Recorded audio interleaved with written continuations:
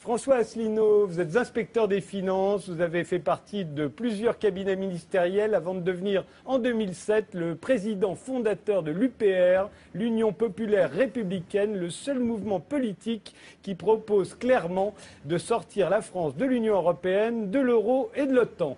Ce qui vous vaut une notoriété grandissante sur Internet, le site de l'UPR étant classé parmi les 10 sites politiques les plus consultés et votre blog parmi les 100 blogs politiques les plus lus. François Asselineau. Je me demande un peu où je suis tombé, en fait. C'est vrai? On parle utopie, 19e siècle, 18e siècle. C'est une émission culturelle. Oui, je signale que depuis le début de cette émission, la France a statistiquement perdu à peu près 12 emplois, que nous perdons 800 emplois par jour, que nous perdons une usine par jour. Je me rappelle avoir débattu avec M. Baveret le 15 octobre 2008 sur Radio Notre-Dame. C'était il y a 4 ans, il me disait déjà les mêmes choses. Depuis lors, nous avons donc perdu 1200 usines et notre endettement a augmenté de 500 milliards d'euros. Donc la question qu'il faudrait quand même se poser, c'est qu'est-ce qui se passe? Et c'est ça que les Français se posent, qu'est-ce qu'il se passe? Ce qu'il se passe, c'est que nous avons perdu tous les moyens pour protéger nos emplois. Il y a un article qui s'appelle l'article 63 du traité sur le fonctionnement de l'Union européenne qui interdit toute restriction aux échanges de capitaux, de marchandises et de services et donc qui notamment est le feu vert généralisé pour les délocalisations. Alors M. Montebourg en est réduit à faire des moulinets, puisqu'il y a cet article 63 qui lui interdit d'interdire aux entreprises de délocaliser. Je voudrais insister sur quelque chose qui est extrêmement important. Comment font les autres? Comment font les autres pays? Ceux qui gagnent, comment font la Chine? Comment font la Thaïlande? Ils font comment, eux? Eh bien, tout simplement, ils ont des ouvertures sur l'étranger qui sont asymétriques. On a appris il y a quelques jours qu'un Chinois, par exemple, vient d'acheter le château de Gevrey-Chambertin. Et figurez-vous que si nous voulions acheter, nous, un vignoble en Chine, il y en a, ou bien tout simplement un jardin de thé, nous ne le pourrions pas. Ce serait interdit. Lorsque, par exemple, les Chinois ont voulu acheter Unocal, qui était une entreprise de pétrolière en Californie, les États-Unis, le gouvernement de Washington, il a mis au panier toutes les théories ultralibérales, il a dit non. Voilà, c'était le fait du prince. Lorsque Dubai Port Authority a voulu racheter 7 ports aux États-Unis, le gouvernement américain a dit non. Voilà, seulement nous, si par exemple en ce moment Qatar fait ses achats en France, l'Émirat de Qatar, mais si nous voulons acheter des terres dans l'Émirat de Qatar, nous ne le pourrions pas. Alors tout ceci, ça veut dire quoi? Ça veut dire qu'il y a une asymétrie et que les pays qui gagnent ne sont pas dans les mêmes, n'ont pas accepté les mêmes conditions de concurrence totalement déloyale dans laquelle sont plongés les pays de l'Europe du fait des traités européens et notamment, j'insiste, l'article 63 du traité sur le fonctionnement de l'Union européenne. Il y en a bien d'autres.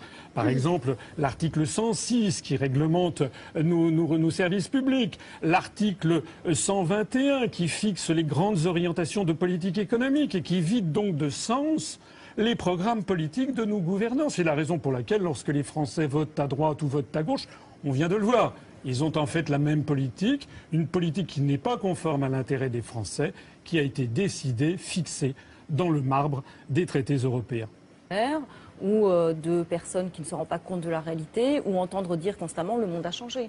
Le monde a changé parce qu'on a des choix politiques qui ont été faits et qui ne pensent plus les articulations entre critique libérale du libéralisme et libéralisme. Oui, enfin, en attendant, il y a une critique libérale du libéralisme qu'il faut mener et qui n'empêche pas de construire un espace européen, mais avec d'autres règles. Donc le problème, c'est pas l'Europe en tant que telle, c'est les règles que l'Europe s'est données. Non, mais en l'occurrence, ce serait le libre-échange, puisque c'est ça que vous accusez, François. Je ne suis pas contre le principe du libre-échange. Je dis simplement que toutes nos politiques ont disparu, que tout a été transféré à des oligarchies non élues.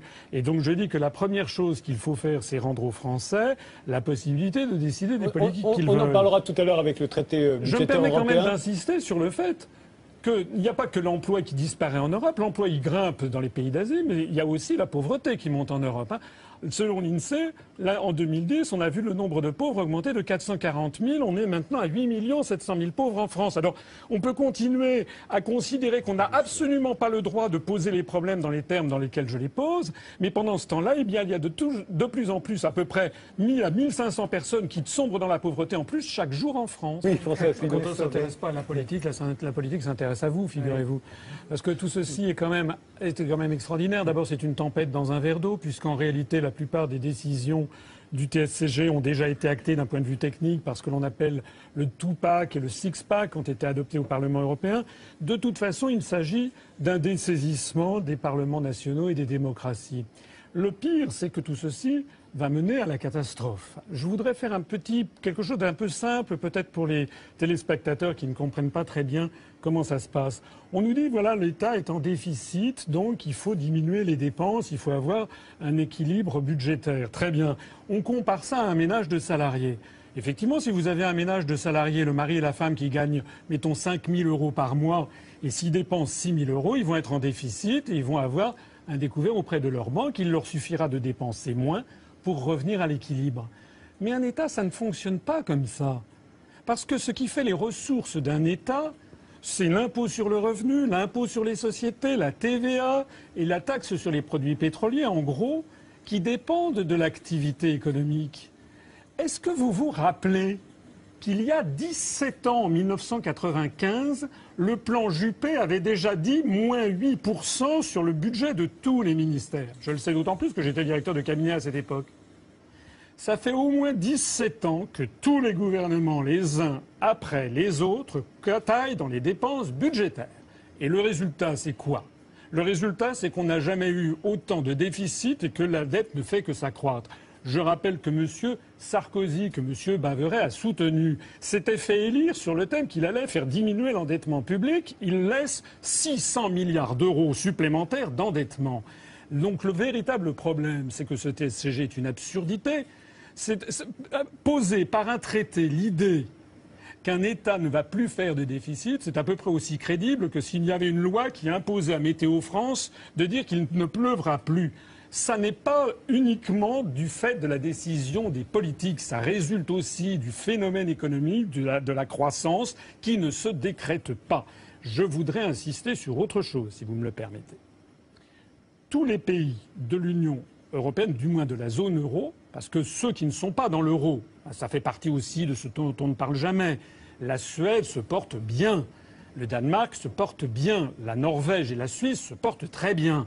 Ce sont donc spécifiquement les pays qui sont dans la zone euro qui se portent de plus en plus mal. Et ça serait des pays qui ne sont pas dans la zone euro, qui ne se portent pas très bien, comme l'Angleterre. Oui, mais l'Angleterre a fait un choix que, d'ailleurs, M. Baveret applaudit ça, qui était le choix du tout financier. La City représente à peu près 25% du PIB de l'Angleterre, qui n'a plus d'industrie. D'ailleurs, il paraît que c'est notre modèle à suivre. Plus d'industrie et plus d'agriculture. Bon, je dis simplement que dans la mesure où tous les pays de la zone euro ont des politiques ultra-récessives, nous allons avoir une récession qui va continuer de grimper, nous allons avoir une montée, je ne m'en réjouis pas, de la pauvreté, je l'ai déjà souligné, nous allons vers des années de plus en plus difficiles et une explosion sociale généralisée au niveau du continent.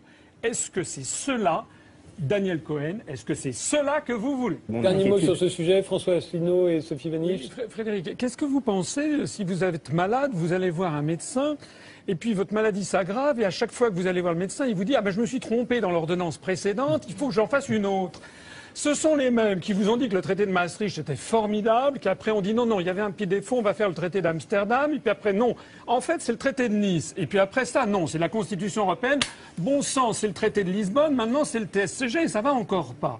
Je voudrais dire, mais les choses sont graves, il y a dans les traités européens, dans le traité sur l'Union européenne, un article qui s'appelle l'article 50, qui permet à un État de sortir de l'Union européenne et de l'euro. C'est d'ailleurs la seule façon juridique et sereine d'en sortir. Oui, on ne peut pas vous virer. Voilà.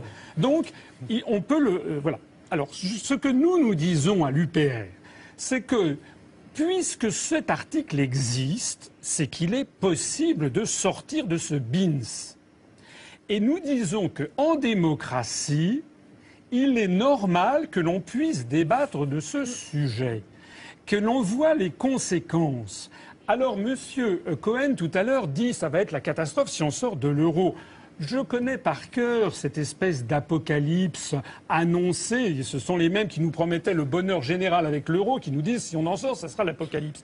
Le petit problème, c'est que tout le monde sait que c'est faux. Il y a une note de Natixis avec Patrick Artus, qui est un des très grands économistes français, qui est sortie le 10 juillet dernier, qui a montré que si la France sort de l'euro, le franc, par rapport au cours pivot du dollar, perdra 2%. Voilà. Et le nouveau marque gagnera 18%, et puis la lire italienne perdra 12%. C'est beaucoup plus raisonnable. Je voudrais aussi insister sur d'autres éléments.